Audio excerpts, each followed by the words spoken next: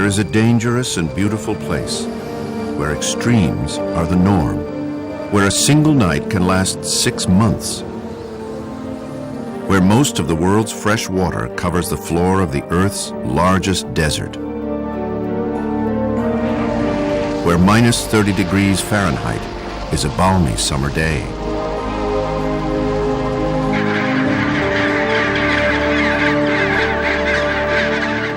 Such a contradictory place that turns logic on its head might almost seem to be upside down. And in a sense, it is. For this least known continent, Antarctica, can be found bound in ice at the bottom of the world. It is the coldest, windiest, driest, cleanest, loneliest of places. At the beginning of the 20th century, this distant planet on Earth became the ultimate test of personal and national ambition. For that generation, the exploration of Antarctica, I think, was very similar to the competition to reach the moon in the 1960s. It's there, no one's been there, so we've got to make it. And that's what I think all of them felt. From the first humans to penetrate Antarctica's frozen heart, to scientists who brave bitter winters at the South Pole, explorers have sacrificed greatly to open the Antarctic wilderness to mankind. This is their story. People recognize that there are places in the world where it's not easy to live and want to feel what it's like to be part of nature in its extreme. You have the science, you have the exploration, you have basically what I'd call the inspiration.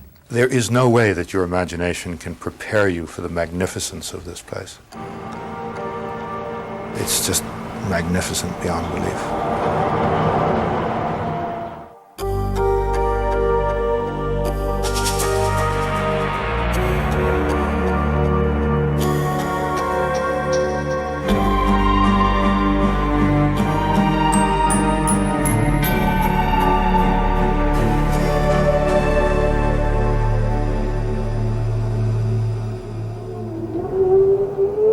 Antarctica, vast, silent, frozen, empty, and, as a result, irresistible. To us, it might seem almost a stage awaiting actors. But the human drama came slowly to the icy continent. Antarctica's interior was not reached until the 20th century. Why did it take so long for curious and expansionist peoples to lay claim to this wilderness? The seeds of Antarctica's inaccessibility were sown millions of years ago, when the supercontinent, Gondwanaland, drifted apart to form the continents that we recognize today.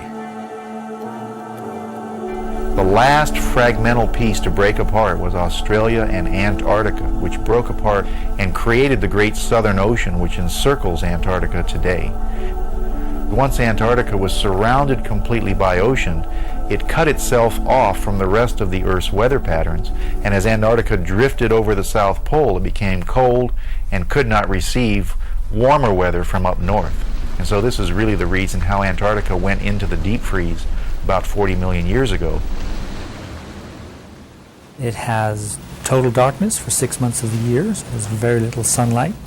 And when the sun does come in the summer, it comes at such a very low angle that it doesn't provide a lot of heat. And the resultant is that it's the coldest place on Earth. Inland temperatures that regularly reach 100 degrees Fahrenheit below zero fostered the growth of Antarctica's most distinctive feature, its ice. About 25 million years ago, an ice sheet began coating the entire continent, which had, in prehistoric times, been a life-rich temperate zone. Today, 7 million cubic miles of ice, a sheet from 1 to 3 miles thick, covers everything but Antarctica's coastal areas and mountaintops.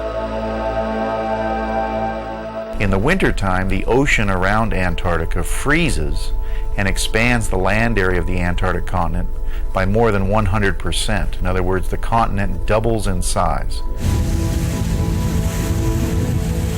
But Antarctica's most dramatic feature of all are its icebergs. They result from the constant downhill flow of glaciers from the interior to the edge of the continent.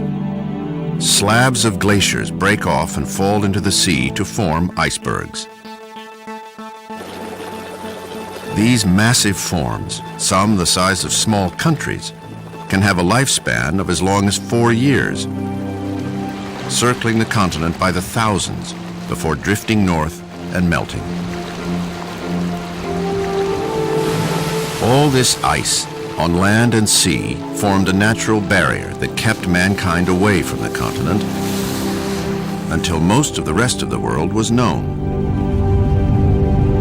But humans would finally enter this dangerous environment, drawn to it by curiosity and commerce.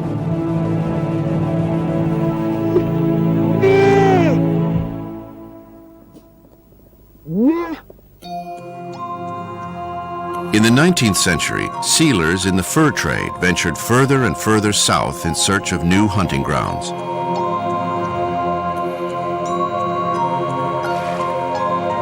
Motivated by commerce, not exploration, these sealers were often secretive about their discoveries.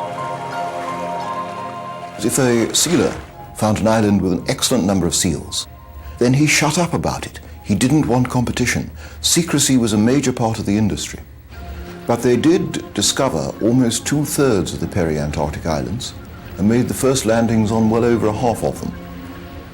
I believe the first 5 landings on the continent of Antarctica were all made by sealers, but they're hardly known. The first official landing was credited to an American sealer, John Davis, who set foot on the Antarctic Peninsula in 1821 and wrote in his log, "I think this southern land to be a continent." Sealing in the 1800s and whaling in the 1900s had a vast amount to do with the exploration of that continent. Indeed, commerce led the way for exploration in many instances. And ultimately to exploitation as well. Both industries drove their prey to the edge of extinction and then left the icy waters in search of new hunting grounds.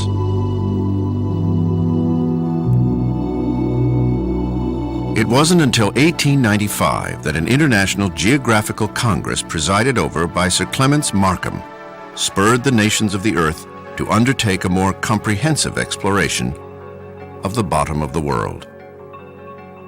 The International Geographical Congress in 1895, which met in London and where the geographical societies throughout the world came to a decision that the greatest piece of geographical exploration yet to be undertaken is the Antarctic. The Geographical Congress inspired a flurry of expeditions from nations around the world during what would be known as the heroic age of Antarctic exploration, 1895 to 1922. Clements Markham, the president of the Royal Geographical Society and a former midshipman in the British Navy, knew that fame and national honor awaited the first man to place his footprints in the snow at the South Pole. This remote place, the southernmost point on the globe, was mankind's last, greatest unexplored destination. Markham wanted to ensure that it would be conquered by a British naval officer.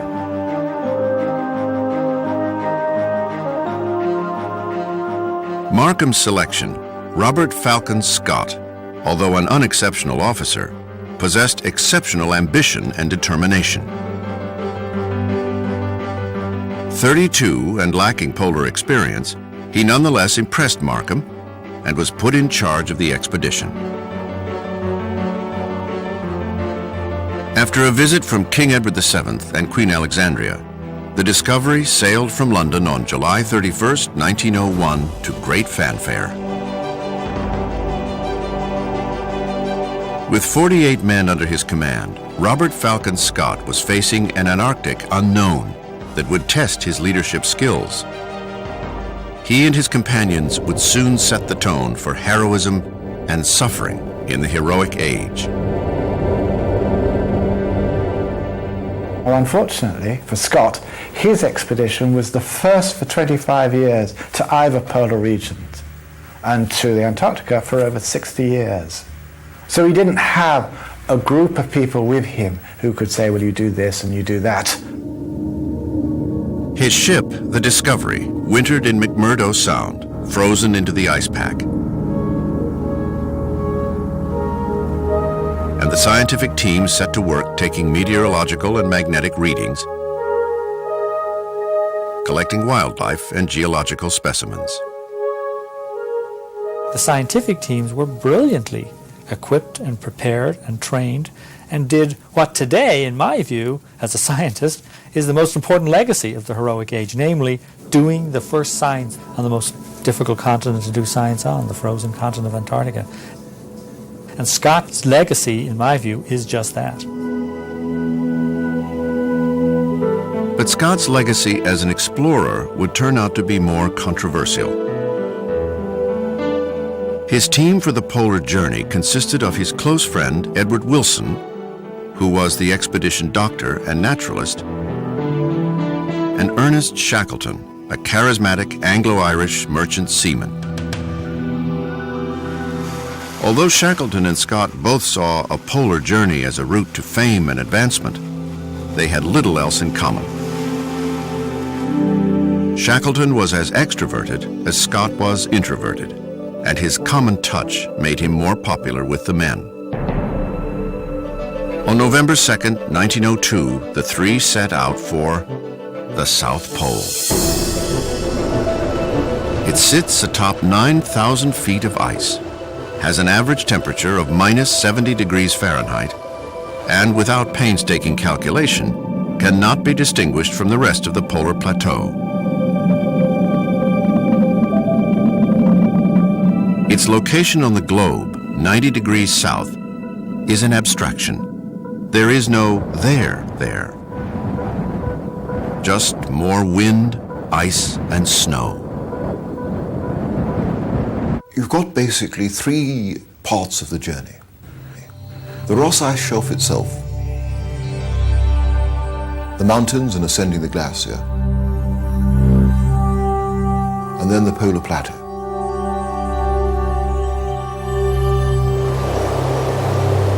And for travel in the snow, dogs were the only efficient means of pulling supply-laden sledges. Although they brought 19 dogs, Scott was curiously lax about preparing for their use. Neither Scott, Wilson, nor Shackleton had great expertise with dogs. And dogs get easily bored.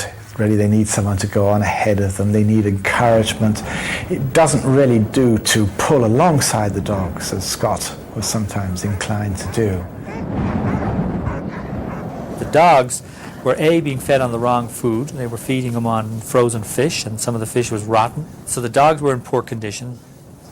And the result was that some of the times they were pulling the dogs along, and the dogs, in some ways, were sitting on the sledges or not pulling, and so it became man-hauling. Scott would write, "In my mind, no journey ever made with dogs can approach when a party of men go forth to face hardships, dangers, and difficulties with their own unaided efforts. Surely in this case, the conquest is more nobly and splendidly won." This curious reverence for the back-breaking art of man-hauling, the practice of having men pull heavy sledges, cost Scott his goal, the South Pole. On December 30th, hungry and beset by scurvy, a deficiency of vitamin C, they reached their furthest south, 82 degrees 16 minutes. A new, if unspectacular, record. They were less than halfway to the pole and had not left the Ross Ice Shelf after 2 months of hauling when they turned for home.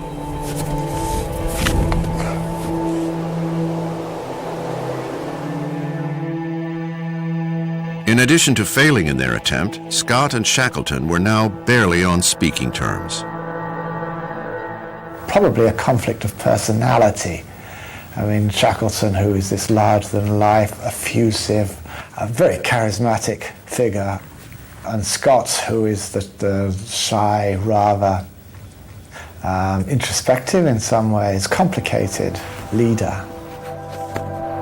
As they retraced their steps, it was now Scott's leadership that would determine the difference between success and failure, between life and death in this challenging environment.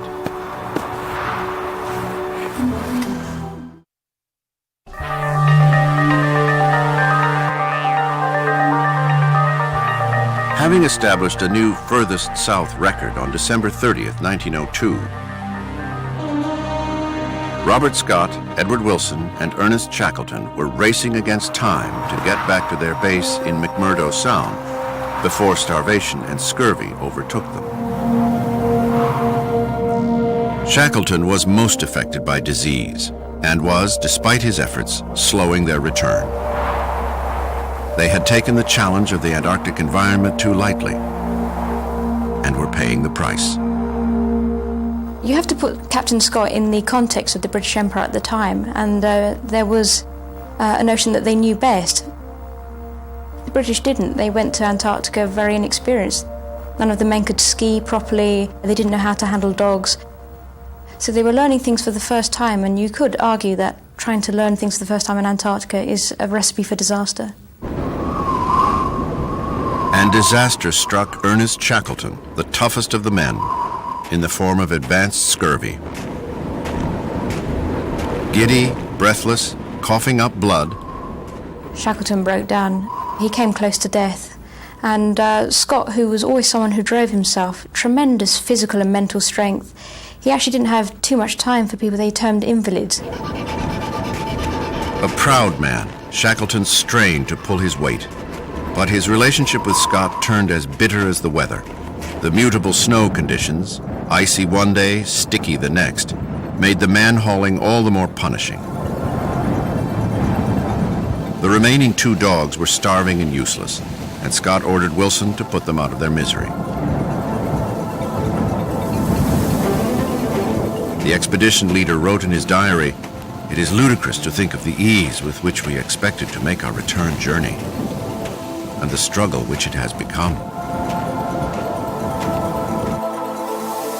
Finally, after 3 months, on February 3rd, 1903, battered and lucky to be alive, they returned to the ship which was preparing for another winter in Antarctica. Citing Shackleton's illness, Scott chose to send him home on the relief ship rather than spend another year in Antarctica with a man he may have seen as a rival. It was Shackleton who was selected by Scott to go home on the relief ship. He didn't want to go home, he wanted to stay. And in fact, of the three of them, Wilson took rather longer to recover from the scurvy than Shackleton. Once Shackleton got home, he realized he was able to lecture on the expedition and make a name for himself. He'd been invalided home, unfortunately, but he could tell the story about it. After 3 years of unsuccessful forays into business, journalism, and politics, Shackleton cobbled together the money for his own Antarctic expedition. Meanwhile, following his return from Antarctica on September 10, 1904, Scott attended to his naval career, wrote an account of his journey, and prepared for his wedding to Kathleen Bruce in 1908.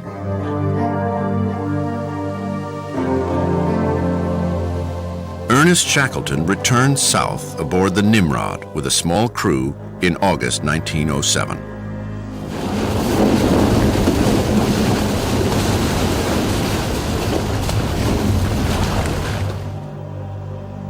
Ice conditions forced him to winter in McMurdo Sound near Scott's old abandoned headquarters.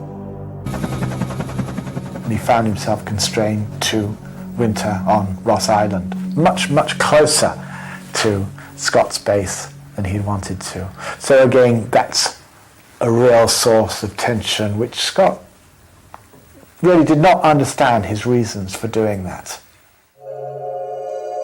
Shackleton's shore party of 15 wintered in a 30 by 20-foot hut. He set out for the pole with James Adams, Eric Marshall, and Frank Wild on October 29, 1908. Shackleton had learned little from his earlier trip to the pole with Scott, except that dogs were difficult to handle. His one attempt at innovation was to bring ponies to pull the sledges. They only had value in death. The ponies, I suppose you can say their principal contribution was their meat, but they had been used successfully in the Arctic, so it was worth a go. Shackleton was not a great planner. He was not a great organizer. He was, however, a great man. And he was a great leader. And the harder things got, the more disastrous they were, quite often as a result of his lack of planning, then the better he was. He rose to the occasion. They passed Scott's record in 29 days and ascended the Beardmore Glacier, going into uncharted, treacherous territory. It was hardly pony terrain. Socks, the last surviving pony, disappeared into a crevasse, a deep, hidden crack in the surface of the glacier. The loss of his meat would prove critical. Once this difficult and slow journey to the top of the glacier is made, then you're on the ice dome itself, the ice cap of the Antarctic. The altitude of that is, on average, about 2,100 meters. And because of the spin of the Earth, the air pressure is far, far lower. Not only are you working much harder, with far less air, frankly, it's far harder to think clearly and work things out in those circumstances. Under these conditions, Shackleton would have to make the hardest decision of his life. To turn back 700 miles into the journey, a mere 97 miles from the South Pole. He would have died of starvation if he had used his resources to go to the South Pole. A remarkable expedition because he made what in the history of exploration must have been one of the toughest decisions, which was to turn back knowing he could have got there. Once again, men suffering from malnutrition were forced to man-haul the sledges. Although northern indigenous peoples had shown dogs to be ideal for travel in the snow, the British had ignored this example and taken ponies that perished. Their early failures, unfortunately. To say something about a highly organized society that in those days regarded native peoples as ignorant and poor savages who had very little to teach them. Shackleton had not improved on Scott's methods, but he surpassed Scott's mark and nearly got to the South Pole. They raced home, man-hauling, starving, within inches of their lives. And I think his huge charisma and his focus helped them get as far as they did. I mean, within 100 miles, considering that technologically they hadn't really progressed much from the Discovery expedition. And technically, as I said, with the body temperatures being that low, they should have all been dead. So it was sheer willpower. And that's something Shackleton really enthused in his men, just willpower, wanting to succeed. I very much like his concept when he wrote to his wife after the return, when he'd reached the farthest south and realized they could get to the pole, but would starve on the way back. He rather hoped his wife would prefer a live donkey than a dead lion. The live donkey returned to a hero's welcome and was knighted by King Edward VII. Still, he had to lecture relentlessly to pay off the huge debts incurred by the expedition. But a new breed of explorer was about to enter the race to the South Pole, and Roald Amundsen, a Norwegian, had two distinct advantages. He had lived with the Eskimos in the Arctic, and he knew how to keep a secret.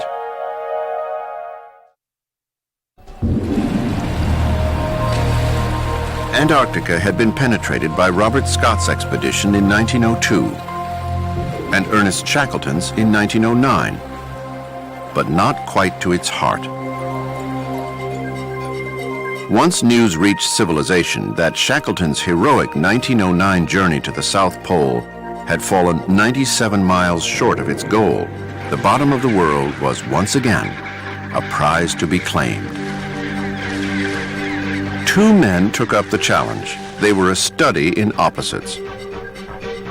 Robert Scott was planning his second attempt to reach the South Pole. An officer in the hierarchical Royal Navy, Scott was encumbered by the attitudes of the empire that backed him. At critical points in his polar journey, he would place importance on rank and protocol, values which were irrelevant in the Antarctic wilderness.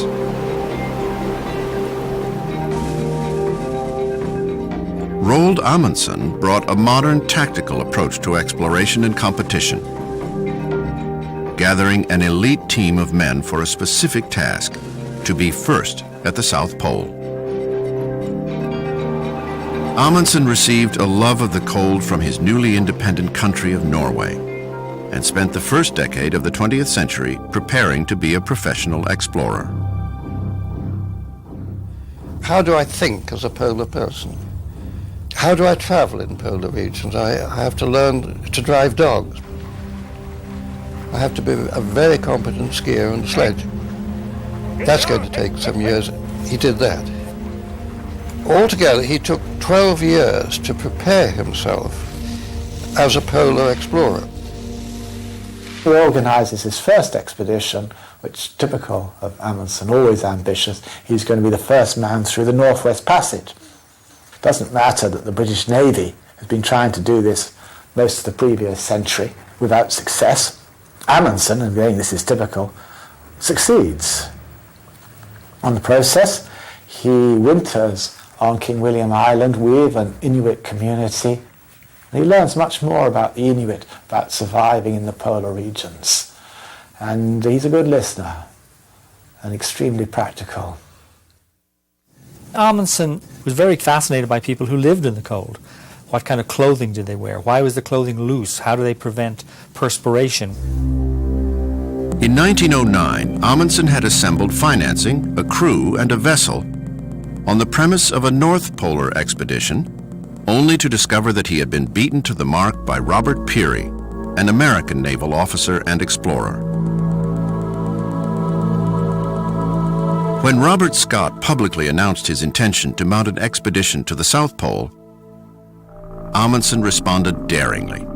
He decided to redesign his expedition to go to Antarctica. And he didn't tell his men or any of his backers because he felt people would try to interfere or change his plans. Neither Scott nor the public knew that a race was at hand. Scott's vessel, the Terra Nova, set sail on June 1st, 1910 to great fanfare. The expedition was broad in scope. There were 65 seamen and scientists, 34 dogs, 19 ponies, and 3 track-driven motor sledges. There would be 2 separate exploration parties, one bound for the pole and one to explore King Edward VII land. The British Empire approach is if 10 men can do a good job, 100 will do it 10 times better. Whereas the Norwegian approach strikes me more like, it's like guerrilla warfare. Each man a specialty in one thing, small group, can move very fast. 2 months later, under cover of darkness, Amundsen set sail aboard his ship, the Fram, with 97 of the best North Greenland sledge dogs and 19 men hand-picked for a race to the South Pole. Amundsen publicly maintained that he was headed north. And when he headed south, it was a momentous decision that was always considered sneaky by the British authorities. It was a kind of deception. He left it until halfway to Antarctica to actually tell the world about his plans. When Amundsen did inform Scott, his telegram was brief, deflating, and not entirely revealing. Beg leave to inform you, Fram proceeding Antarctic. Amundsen.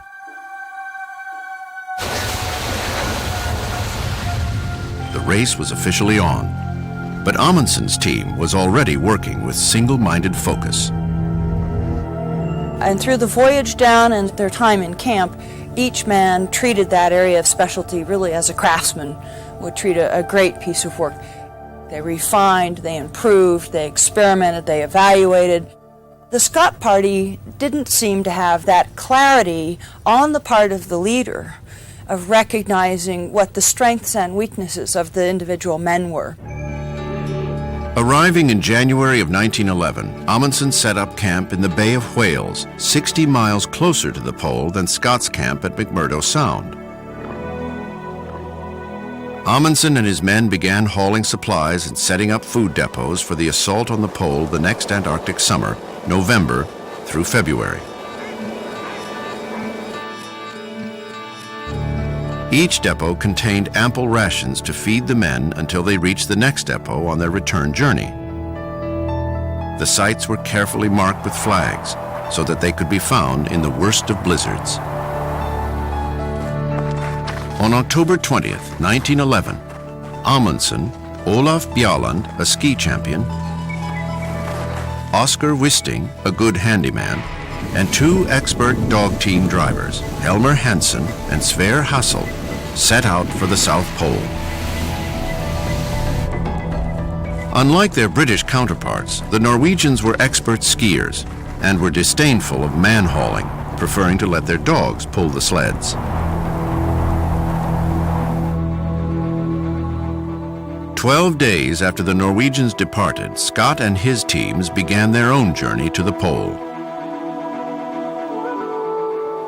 So Amundsen basically was moving at about almost twice the rate per day that the British were able to move. Plus it was a simpler movement of logistics and men and supplies for Amundsen because it was dogs and sleds and men mostly skiing alongside the dogs, whereas the British had this complex logistical things of tractors, ponies, dogs.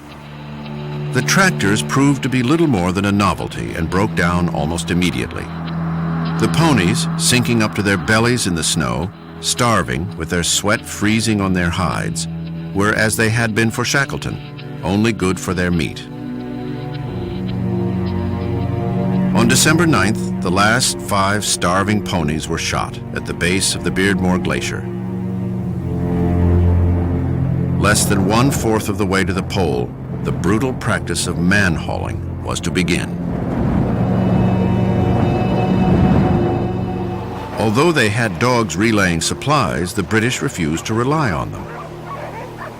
And the problems with efficient dog use is you have to train not only the dogs to work with the sledges, but you've got to train the men to work with the dogs. And this is not easily acquired. This is why the Norwegians, who'd used sledge dogs for a much longer period, were far more successful.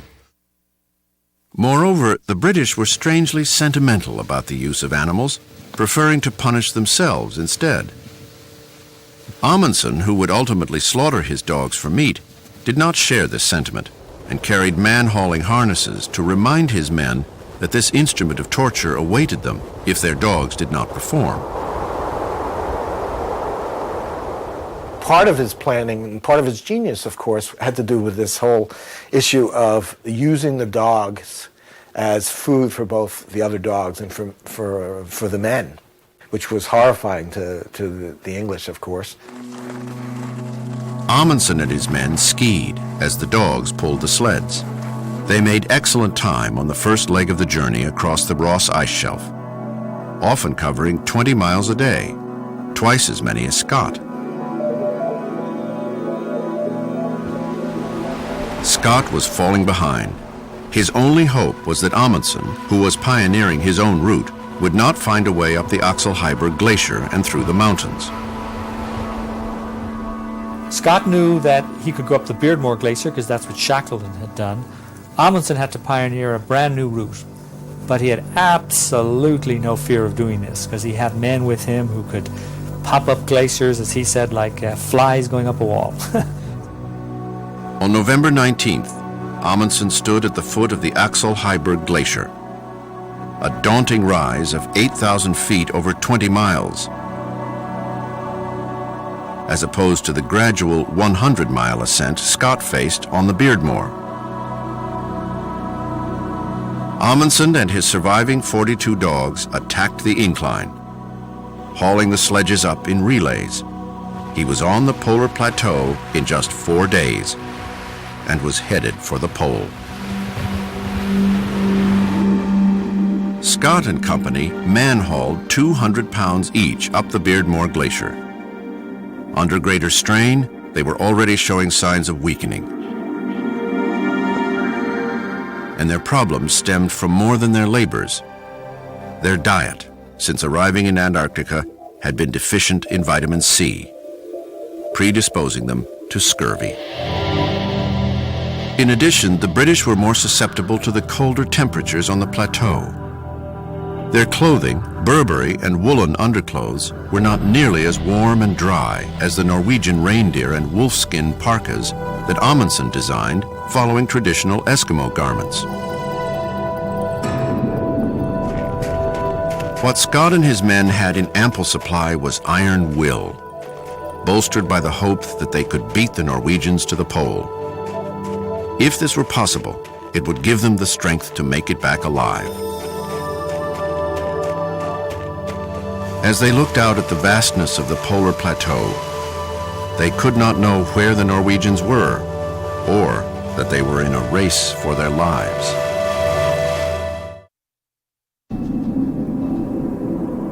It's commonly asserted there was a race for the pole. Undoubtedly, Amundsen was going as quickly and efficiently as he could.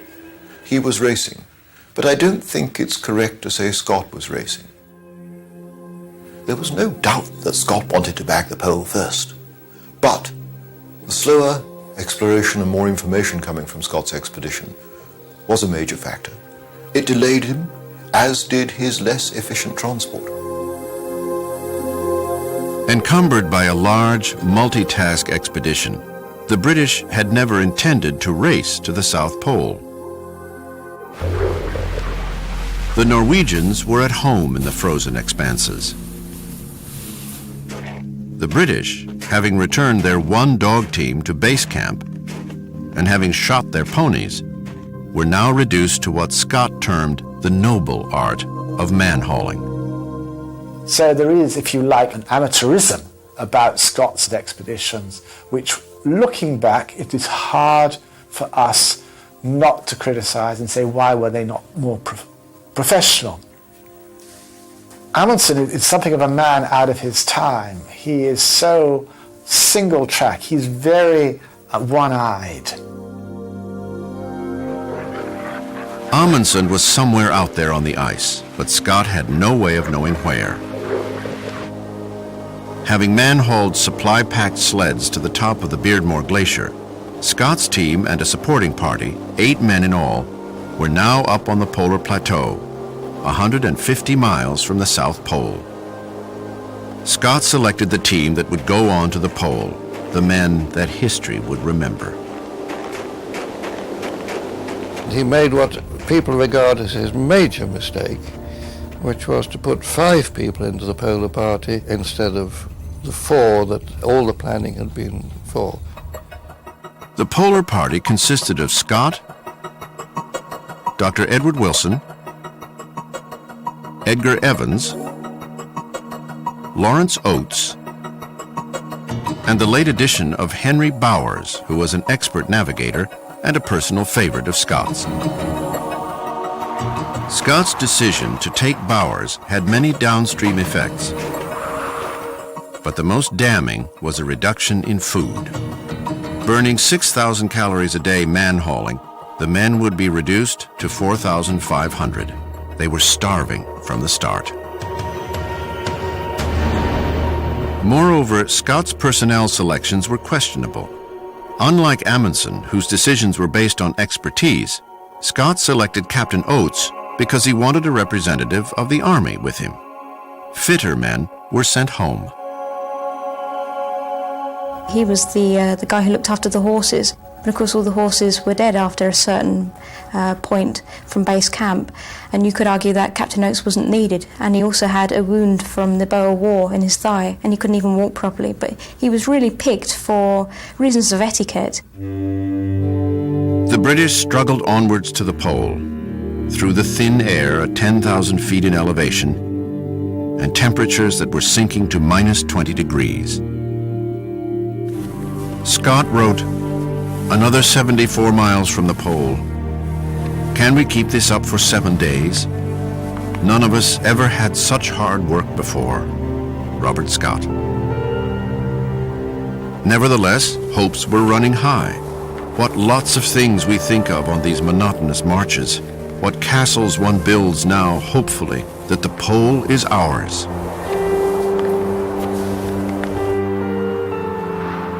Then disaster struck. Scott and company came across the remains of Amundsen's camp at the South Pole. The Norwegians have forestalled us and are first at the pole. All daydreams must go. It will be a wearisome return. Robert Scott. Captain Oates dryly observed, "The Norskies seem to have had a comfortable trip with their dog teams, very different to our wretched man-hauling." He could not have been more accurate.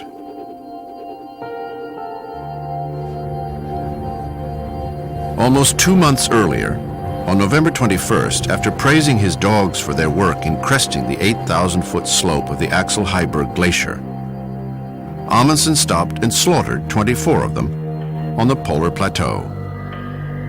Amundsen actually figured out to the day when he would be slaughtering his dogs to feed to the other dogs and to the men. Like everything else that he did, this was meticulously planned. The men and remaining dogs feasted on the fresh meat. Approaching the pole and warmed by their labors, the Norwegians set their heavy furs aside. On December 15th, they arrived at the South Pole, a month ahead of their British counterparts. It had taken them almost 2 months of skiing and sled driving to cover the 800 miles from their starting point in the Bay of Whales. "God be thanked," was Amundsen's only comment. On their journey, Amundsen, his expert skiers and dog drivers, had made almost twice the daily mileage while carrying double the weight in supplies as the British. This allowed Amundsen to lay food depots at each degree of latitude, or 60 nautical miles apart, as opposed to 100 miles for Scott. The Norwegians would be well provisioned on their return. Amundsen got to the pole in record time and without any difficulty at all, and clearly chose the right method of transport.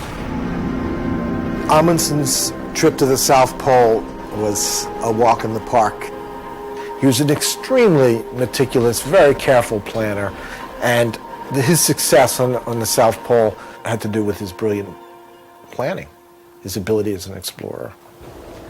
This was a place where nobody had ever been before. These were the last places on Earth, the untouched places on Earth. And it was an amazing time because mankind was conquering their own environment. After 2.5 months of backbreaking work, on January 17, 1912, Scott would stand in the same spot.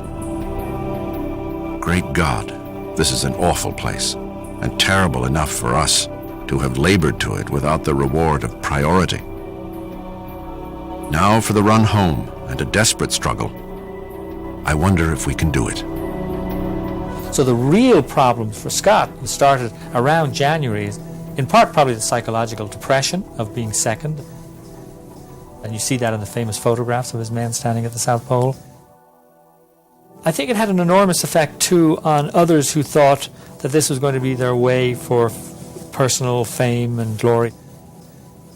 And secondly, then they started to feel the effects of cold. And not surprisingly, because it was getting colder. The British were at the pole a month later, and it was a month closer to winter. The temperature had dropped a critical 5 degrees. Scott's men were exhausted and malnourished.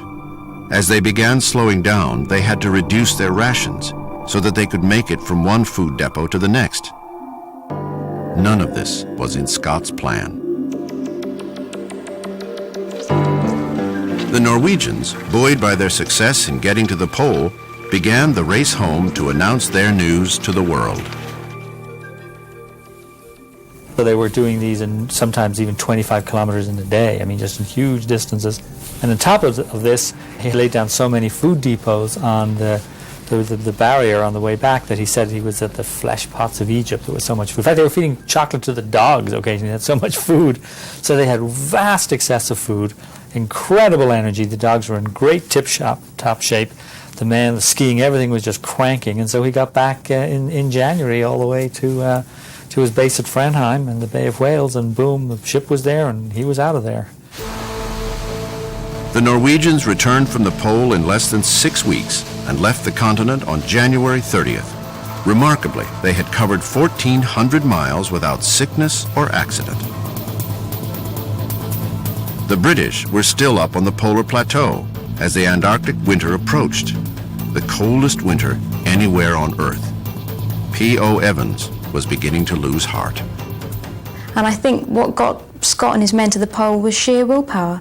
And when they found that they were there second, I think psychologically that had a huge impact for their survival on the way back. Evans had plans of opening a pub and basking in the afterglow of polar fame. Failure had hit him the hardest. They were midway down the Beardmore Glacier on February 13th when Evans collapsed. Captain Oates recorded, "We found him on his hands and knees in the snow in the most pitiful condition." Evans was comatose by the time they got him into the tent. He died later that night.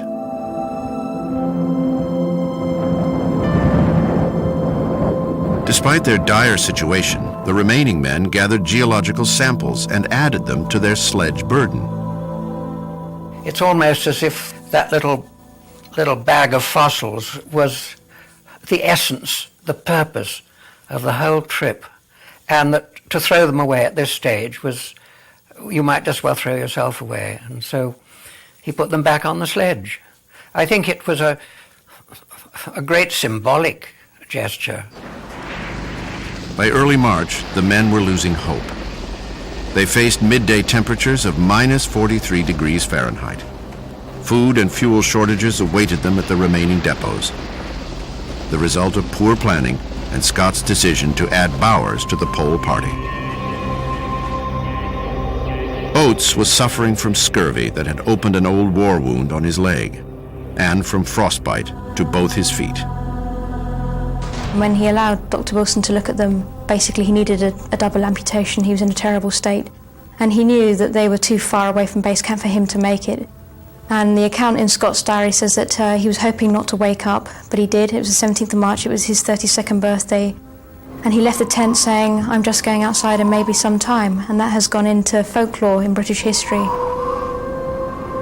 Oates stepped out of the tent into a blizzard. The others watched, knowing that he was committing suicide rather than continue suffering and risk holding them back. They never saw him again. The remaining three turned their attention to their own survival and struggled onward for another 2 days. They were about 11 miles south of something they called One Ton Depot, which is about 150 miles from their base at McMurdo. And then a blizzard hit them. This was in March, very cold. They knew that they were 11 miles away from food. Driven into their tent by a severe blizzard, the men languished for 10 days as provisions ran short. Scott's final diary entry of March 29th read, "I do not think we can hope for better things now. We shall stick it out to the end, but we are getting weaker, of course, and the end cannot be far.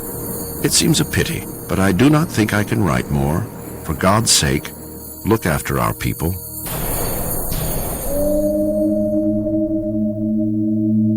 Their frozen bodies were found inside the tent the next Antarctic summer.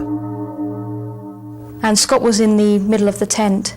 Wilson and Bowers were either side of him, and Wilson and Bowers looked very peaceful apparently, but Scott looked like he'd struggled with death. There were many people who believed that Scott and his team died because of broken hearts. Of course, it's a terrible thing to get to the pole and to realize that somebody has been there before you.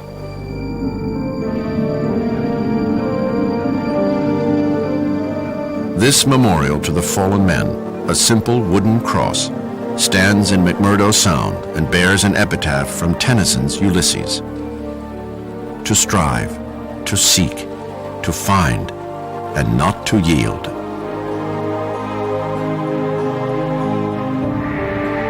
But perhaps the real lesson of Scott's death is one that all great explorers must learn at one time or another, and it is one of yielding, of knowing when to let go of one's goals and turn back in the interest of survival.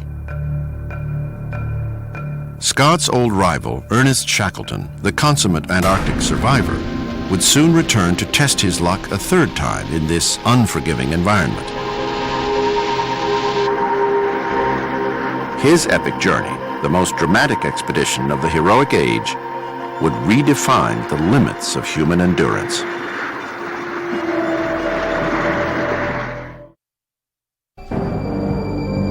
The explorer Sir Raymond Priestley once wrote, "For scientific discovery, give me Scott.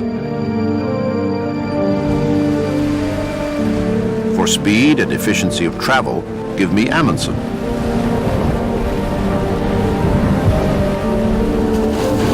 But when disaster strikes and all hope is gone, get down on your knees and pray for Shackleton." By all quantifiable measures, Ernest Shackleton's 1914 expedition to Antarctica was a disaster.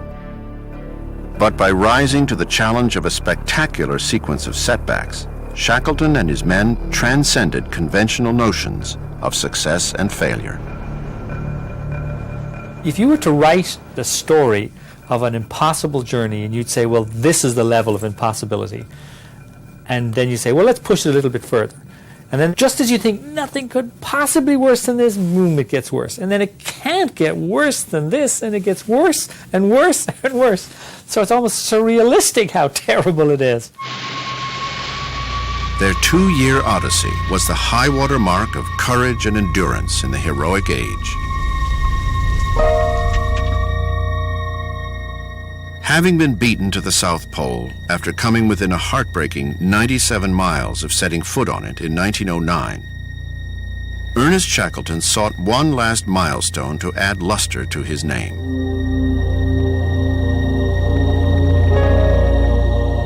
He proposed a trans-Antarctic expedition, an 1,800-mile trek that would culminate with his Weddell Sea landing party meeting up with a Ross Sea landing party atop the Beardmore Glacier.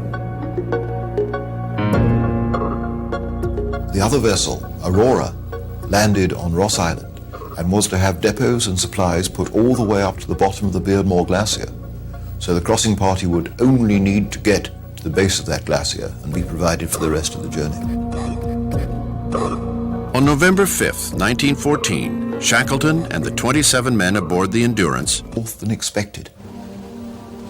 That was a bad ice year, but he had the expedition. It was all ready, planned. The alternative was leaving it for a year. He couldn't practically do that. So he took Endurance south. After 6 weeks of zigzagging through a puzzle of ice, the ship could no longer find its way out. By January 19th, they were frozen into and drifting with a pressure pack, ice that was being forced together by the ocean's currents. A month later, trapped in the ice, the Endurance drifted to within sight of land. The 77th parallel was the furthest south the ship would go before being pulled back out to sea. The men made every attempt to cut open a passageway for the ship. But with the approach of the Antarctic winter, it seemed certain that they would be stalled in the ice until spring, 7 months later.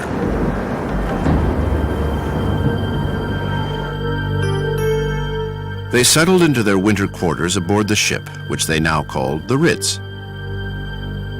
But the experience was far from settling.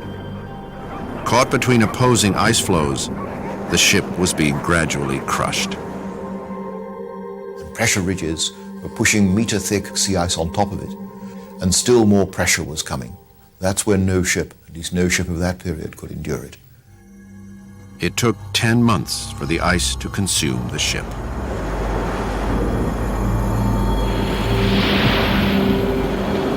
Caught in what was referred to as the mills of ice.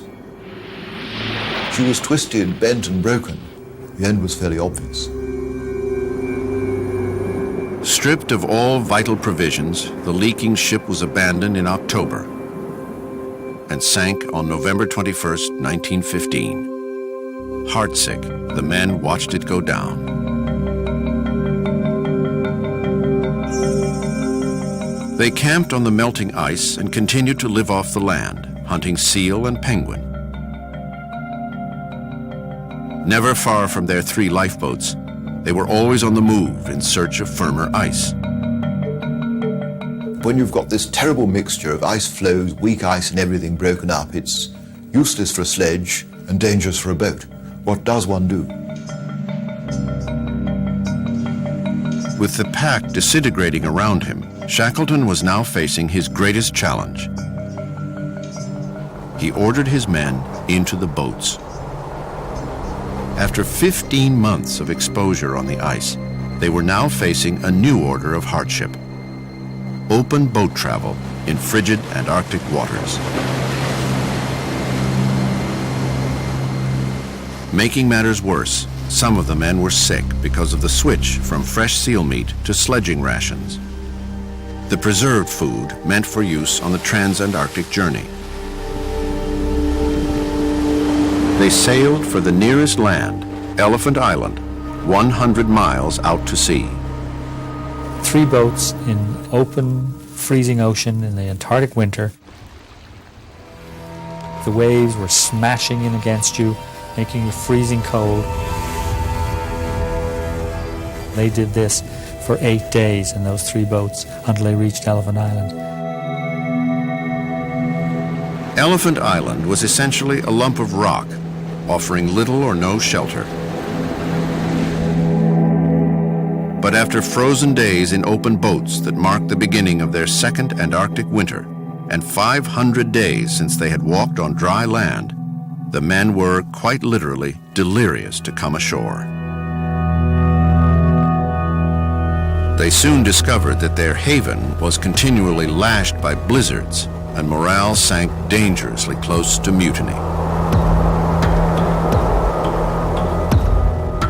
Shackleton wasted little time in announcing that he and a crew of 5 would set out from Elephant Island in one of the boats, the James Caird, to attempt an 800-mile journey to South Georgia Island, seeking rescue from the very same whalers who had warned him of the ice conditions at the outset of their expedition.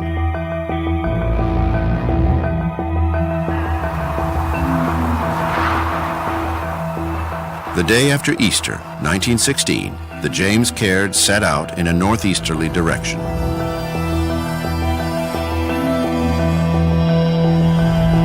Elephant Island rewarded the 22 men who remained with a 2-week blizzard.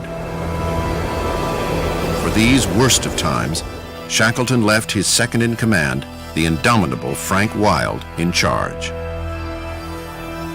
Wild was the only man that could have controlled the slightly dispirited and warring factions that were beginning to raise their heads when things were getting really unhappy and depressing, and when probably half of them thought, well, what chance have they got in that little boat of getting to South Georgia? There was little chance. Many better-equipped boats had gone down in these same waters. Life on board the James Caird was hellish. Tempestuous oceans, bounced around all the time, cold and wet with salt water. Inadequate food, insufficient water, the fresh water became contaminated. Vast amounts of ice forming on her, becoming heavier and slower. To escape the elements, the men would go below the deck they had added for the journey and sit on the ballast rocks. And so they would huddle down below on these rocks and try not to move at all, because if they moved, water would go down their neck. And so and the fact that you were getting wet every couple of minutes for the days and days and weeks that they were at sea, it would absolutely crush anybody's spirits. Despite the conditions, their navigational work had to be exact. Their target, South Georgia Island, was a small dot in a large ocean. If they were blown past it, they would die at sea. The job fell to Captain Frank Worsley to measure the exact position of the sun with his sextant. The idea of bracing himself to hold the sextant and get a sight when the sun was just a fuzz and half the time hidden by the next wave, it's the most stupendous piece of seamanship. 15 days after their departure, the men made the perilous landing on South Georgia Island. But their arduous journey was still not over. They had landed on the uninhabited side of the island and would have to cross it to get help. It's this little piece of rock sitting way out in the South Atlantic with super high mountains and cold and glaciers that had never been crossed before by anybody, including the whalers who were on the other side. So they had to pioneer a route across this mountain. Shackleton selected Tom Crean and Worsley to make the climb with him. Lacking survival gear, they would have to make the trek without sleep. They began their ascent of snowfields and glaciers to an altitude of 4,500 feet. And they've been already on foot, climbing for 20 hours. They are absolutely exhausted, feel that they can go not one step further. And Shackleton says, okay, you two, you go to sleep. And he lets them sleep for all of 5 minutes, and then he shakes them awake and says, okay, chaps, you've had your half hour, and then on they go. And what that says to me, first of all, clearly his concern and sensitivity to the needs of his men, but also the subtle psychology, letting them believe that they've had 30 minutes, when in fact he knows that he can only allow them 5, because if they have more than 5, they will probably die. At 7 a.m. the next morning, they heard the steam whistles summoning the whalers to work. Upon arriving at the whaling station, having crossed South Georgia, they walked up to the station manager's home and knocked on his door, and the man came out and didn't know who these ragamuffins were, didn't recognize them. And Shackleton put out his arm and they shook hands and said, "Don't you recognize me? I'm Shackleton." And it is said that the station master, who's a tough Norwegian whaler who'd seen a lot of hardship in his time, had tears in his eyes when he saw the shape these men were in. A whaler immediately picked up the 3 men left on the other side of the island. But it took 105 days and 4 rescue attempts for Shackleton to return to Elephant Island to retrieve the 22 men marooned there. Incredibly, despite repeated disaster, not a single man from his Weddell Sea party had been lost. 6 years later, Shackleton returned to Antarctica at the head of another expedition. On January 4th, 1922, within sight of South Georgia Island, he died of a massive heart attack, bringing the heroic age of exploration to a close.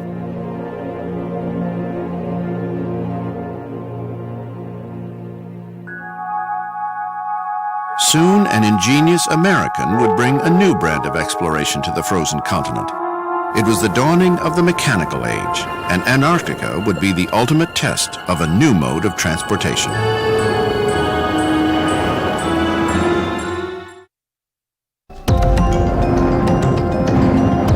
The stories of the heroic age, of men armed with little more than their will against the raw elements, had built up a hero cult around Antarctic explorers. The public's hunger for larger-than-life figures was undiminished throughout the 1920s. Back in the 1920s, it was the age of heroes. This was when you had Babe Ruth and Lou Gehrig, you had Charles Lindbergh, you had famous people, individuals who were prominent in the headlines almost every day. Among those aspiring to fame was Richard Byrd. At the end of World War I, Byrd, a 28-year-old lieutenant, retired from the Navy for medical reasons and focused on promoting aviation through publicity-grabbing flights. The first to claim credit for flying over the North Pole in 1926, Byrd soon sought another first. Byrd wanted to make the big headlines, the first to fly over the North Pole and the first to fly over the South Pole. He conducted his business in a way that even he called the hero business. It was a way of making himself famous and therefore being able to raise funds to conduct his explorations. In 1927, Byrd set about planning a privately financed Antarctic expedition. It would be the largest and most ambitious to date, and would usher in a new age of exploration in Antarctica, the mechanical age. He was very interested in using a three-engine aircraft under the most hostile of environments, of flying conditions, in order to prove that the airplane was in fact a viable instrument of transportation and could be used reliably. With 2 years of preparations behind him, Byrd arrived in Antarctica with 3 airplanes, 24 radio transmitters, 95 dogs, and 42 men. On Christmas Day 1928, after struggling through the sea ice, they landed at the Bay of Whales and picked a spot for their base just 4 miles north of Amundsen's old camp, Framheim. Men and machines built a compound in 2 weeks, and Byrd dubbed it Little America. Byrd and company settled in for the Antarctic winter to prepare for the polar flight. Byrd was very cautious about this flight. He sent out a supply party, and all of this was in an effort that if something should happen on that flight, that they would be near other people and possibly near supply depots for a rescue to happen. As a further safety measure, the expedition would be the first to make extensive use of radio. Byrd also used radio for field parties. The geological party had radios on its sledges. The so-called supporting party had radios on its sledges. There were radios in the airplanes. And Byrd was able to tie the expedition together this way, able to coordinate his activities. On November 29, 1929, 4 men boarded the plane for the flight to the South Pole. Richard Byrd, navigator. Harold June, radio operator. Ashley McKinley, aerial photographer. And Bernd Balken, pilot. They would fly a Ford trimotor to the pole. The plane was new and unproven. Byrd wanted to be sure, as always, that he and the men would arrive back safely, so they crammed the plane full of survival gear and food. Balken, an expert at instrument flight, managed to lift the overloaded plane off the runway.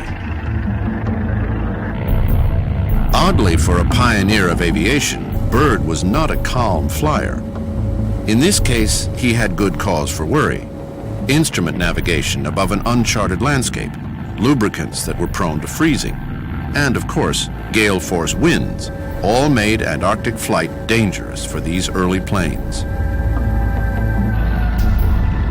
Anxiety mounted as they approached the 10,000-foot-high Axel Heiberg Glacier at the head of the mountains. Byrd had to get over these mountains, and in the low-flying planes of the day, that was quite a challenge. The planes really had very little capability for altitude. They were not pressurized. As they got to the range, Byrd saw that the pass that he intended to fly through was blocked by clouds. It looked like bad weather. So he had to go to Plan B. Plan B was to fly up another glacier. So they headed up the glacier. The plane started to gain on altitude. They went up and up and up. And finally they got to a point where there was a mountain in the middle of the glacier, sticking right up through the glacier. The pass had become so narrow that they could not turn around. The pilot, Balken, pulled back on the stick, but the plane could not go higher. Byrd had an expert pilot at the controls, Bernd Balken. He surveyed the surrounding topography and figured there must be air flowing down off the polar plateau, then going up a mountain to his right. So he flew over that way, and the plane was jostling and shaking, and you've got to imagine the motors are so loud you can't hear each other speak. Couldn't quite get up enough height. Balken said, "Throw out the food bags." They gained altitude, but not enough. With Balken yelling for more, they jettisoned additional food and empty gasoline tins. Still, they were heading straight into the mountaintop. At the last moment, Balkan found the updraft that he was looking for, and it lifted them safely onto the polar plateau. On November 29th at 1:14 a.m., Byrd passed a note to the pilots that read, "We have reached the South Pole." In just 16 hours, Byrd's team had completed a journey that had taken Roald Amundsen 3 months.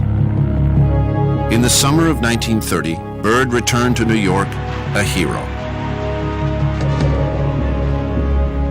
The same year, he was promoted to Rear Admiral.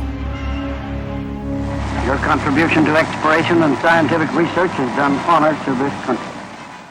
Byrd seized the momentum and began planning his 1933-1935 Antarctic expedition with his usual flair for generating publicity. The major highlight was the adventure that Byrd had in setting up a meteorology station 100 miles or so inland.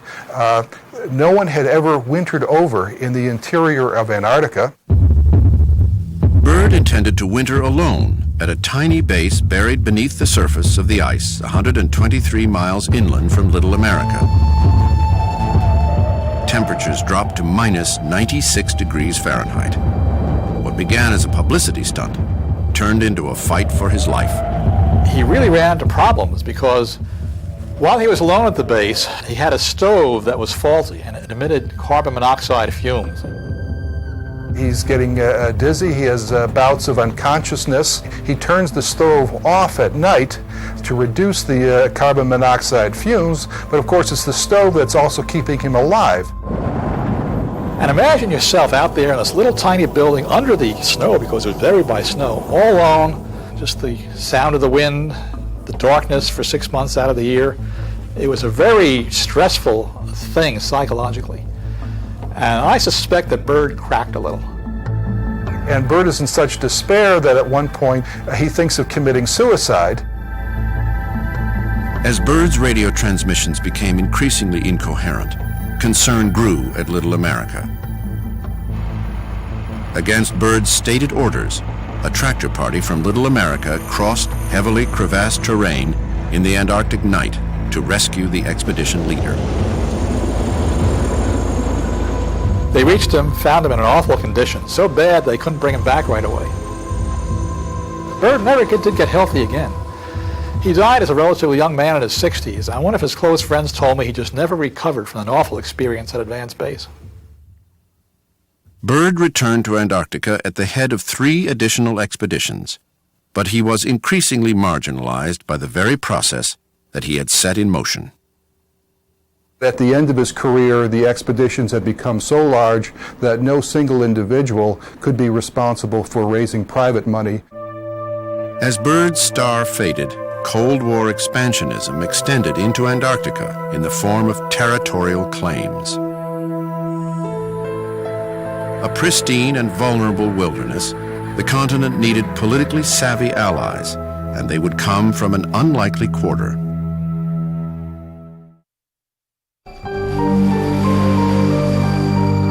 Far from the battlefields of World War II, the frozen continent of Antarctica was, for what would be the last time in its modern history, forgotten by a planet seemingly bent on its own destruction. The continent's hostile environment kept hostility from its shores. But soon enough, this virgin territory that had exerted its pull on the explorers at the turn of the 20th century would tempt the empire builders of the Cold War. In the late 1940s, countries began to assert claims to Antarctic territories. Even though people didn't really know what they might be able to accomplish by owning pieces of Antarctica, still the pull of territorial claim is very, very strong, as it has been throughout history. Antarctica found itself in the midst of a land grab. Argentina, Australia, the United Kingdom, Chile, France, New Zealand, and Norway sliced off sections of the Antarctic pie from the Southern Ocean to the South Pole. After World War II, the United States got quite involved in pushing for some construct in Antarctica that did not allow for individual claims. Eisenhower's fears of Soviet intervention intensified when the Soviets announced that they would not recognize the territorial claims of others and seemed ready to slice off their own piece of the Antarctic pie. The stage was set for open conflict until a group of scientists came up with an idea to do some solid science that would require international cooperation. Momentum built quickly in the international scientific community and in U.S. governmental circles as well. The American operation, 7 ships and 1,800 men, was dubbed Operation Deep Freeze and had 2 stages. Landing in McMurdo Sound like the British explorers earlier in the century, the U.S. would build a base and an airfield there in 1955 and use it as the springboard to construct the South Pole Station the next season. And in many ways, the American strategy was to follow in the footsteps of Scott. Scott went to McMurdo because it had open ocean that you could get a ship into, so you could bring in supplies, and then launch from there to the South Pole. An aging Admiral Byrd was recruited for the expedition, but he was little more than a figurehead. He would die 2 years later. Rear Admiral George Dufek assumed effective command and focused attention on the first objective, McMurdo. Before anything could be built, 20,000 tons of cargo would have to be unloaded onto unstable sea ice. Responsibility fell on the shoulders of construction officer Dick Bowers and his men. We found the sea ice extended over 40 nautical miles north of Cape Armitage, which meant that we had to offload our ships onto that ice, onto tractor trains and sleds, and haul it over the ice 40 plus miles to our base site. To have to bring down every pint of fuel, to have to bring down every screw, every piece of wood, and to build a station was a very bold move. Always in the Antarctic, the clock is ticking. The season is very short, and the ships have to get out while they still can. At McMurdo, the conditions were terrible, particularly in the winter. I called it a frigid hell. Our people were working out on the runways, removing snow from the ice, doing all sorts of things there in temperatures of 45, 50 below, sometimes 60 below, and high winds, in darkness, in complete darkness. Both the station and the runways were completed just in time to launch the pole station the next season. Bowers credits his men. Most of them were what I refer to as farm-type individuals who would not become frustrated when they ran into problems. It was now time to build the pole station. 84 supply flights dropped 760 tons of supplies and building materials at the South Pole site for a massive construction effort that was completed ahead of schedule. The building was finished by March of 1957, in time for a team of 18 men to be the first to winter at the South Pole. 12 countries, 60 bases, and hundreds of scientists participated in the International Geophysical Year of 1957-58. Discoveries were made in the fields of cosmic ray research, climatology, oceanography, and Earth's atmosphere. It was the largest scientific effort to that date. It was very clear very early that the IGY was a stroke of genius from a political point of view as well as a scientific point of view. The IGY's success led to the Antarctic Treaty, which 12 countries signed on December 1st, 1959, and remains in effect today. And the whole concept of the Antarctic Treaty was to have a continent on Earth that was demilitarized, that was an international environment, and that was not intended to have any extractive use. If you have got a wonderful area like this, a proper, honest-to-God, unsullied wilderness, people ought just to have a glimpse of it, if only to realize what the value of such a place is to the world. But can it remain unsullied when it is under assault from half a world away? When the very wind and water that first carried mankind to its shores now bring pollution?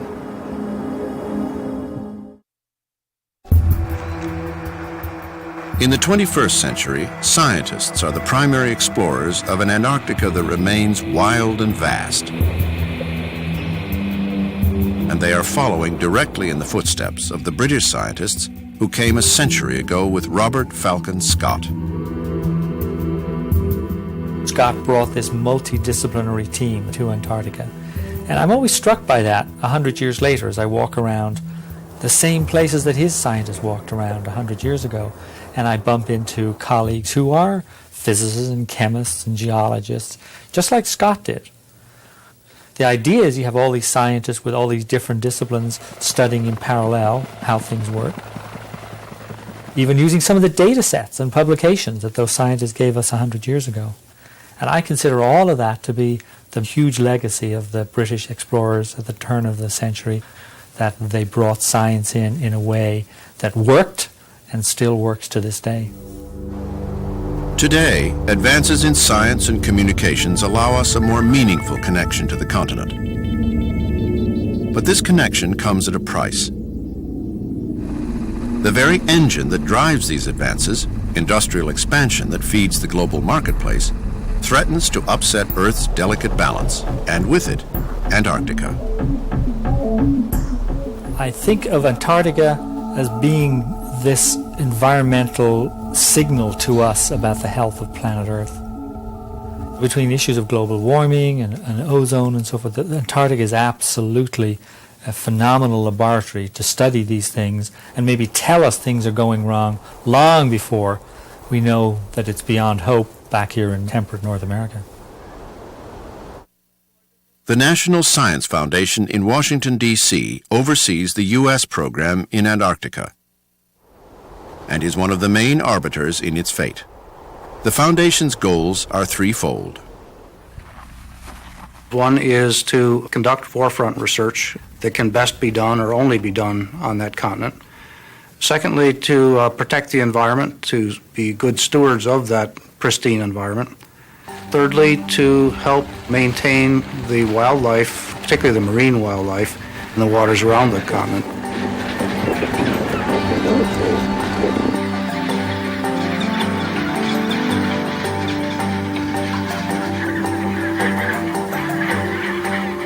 An ongoing penguin census is an integral part of assessing the health of the continent.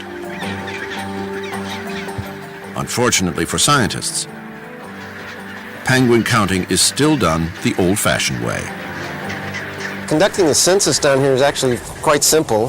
We use the lowest tech equipment that we possibly can. It's basically a metal clicker, and the clicker records a count every time we depress the notch. It's a bit like going into Mile High Stadium on a Sunday afternoon. The penguins sitting in the stands and you're down on the field. Despite standing room only conditions at this colony, the census is telling scientists that some populations, particularly Adelie penguins found in coastal Antarctica, are in decline because their food source, krill, is diminishing. The story that's evolving is the story of sea ice and its importance to krill population dynamics. Sea ice provides a refugia for larval krill. By all reports, the sea ice on the peninsula is vanishing in an ever-warming environment. So you have a set of sort of cascading circumstances in which you've got climate warming, increasing temperatures, a reduction in the amount of sea ice, a reduction in the amount of krill, and that is also affecting Adelie penguins because they are krill dependent. So, a simple click registers a symptom of one of the most complex of problems, global warming. on the western Antarctic Peninsula. Over the last 50 years, midwinter temperatures have increased by somewhere in the order of 9 to 10 degrees Fahrenheit, which is one of the largest temperature increases recorded on the planet. And in a global context, the implications of a warmer Antarctica can be alarming. Geologists have estimated that about 70% of our planet's fresh water is tied up in the Antarctic ice cap. That's a tremendous amount of fresh water. And what that means is that this tremendous volume of water, now sitting above sea level as dry ice, if it were to melt, would flood the ocean basins and cause sea level to rise somewhere around 320 feet. Antarctica has already shown us that we can affect the global environment negatively and dramatically. Evidence of this first appeared in 1985, when a group of British scientists discovered that concurrent with the rising of the Antarctic sun in August, a hole was opening in the ozone layer over the continent.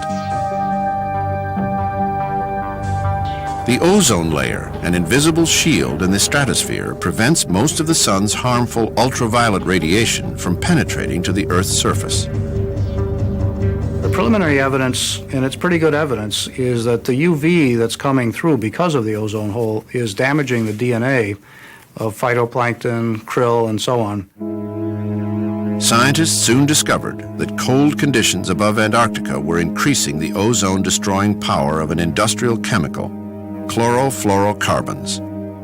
CFCs were banned in 1987.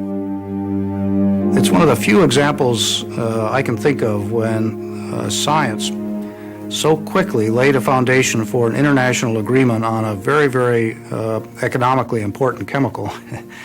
Many people would say that alone justifies the effort that's gone into the research program in Antarctica over all of the years.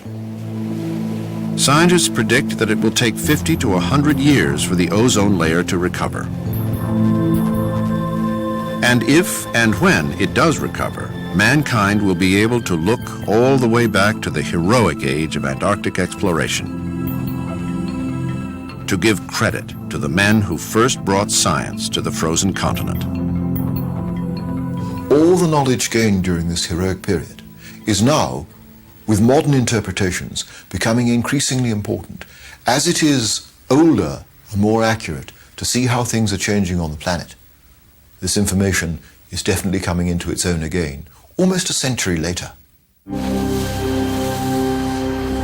The water and wind that ushered early explorers to Antarctica now bring her increased temperatures that threaten the defining feature of the continent, the ice. Were the ice cap to begin melting, the fate of this faraway place would be forced to the forefront of global consciousness. But it should not take a crisis to turn our minds to this other world in our midst. Antarctica offers itself not merely as a witness to individual achievement, but also as a lesson to those who would take nature's bounty for granted. We can only hope that the spirit and creativity that explorers showed in Antarctica's conquest will be shown in its defense.